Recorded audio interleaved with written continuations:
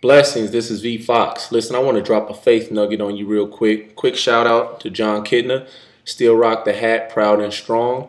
But what I want to talk about today is something that I believe is very common for us all. In fact, it's so common that many of us sweep it under the rug and neglect to identify that it's a problem in our lives. I'm talking about complaining.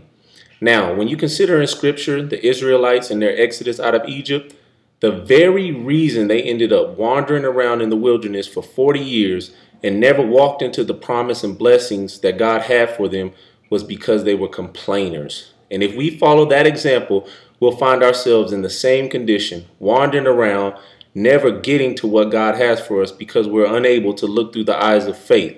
Complaining is so much easier than it is to stand in faith. And I believe that God has given me a scripture that really can serve as a remedy for complaining.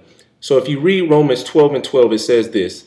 It says, "Be joyful in hope, patient in affliction, and faithful in prayer." Think about that. If you're joyful, if you remain in expectation and faith, if you're patient during your trials and your struggles, and if you're consistent in your prayer life and communicating with God, it's hard to remain a complainer. So I'm encouraging us today. Let's step out of the complaining phase. I believe in my heart that complaining is like a slap in the face to God because we're saying, God, I don't trust you. You've let me down, and hear about it.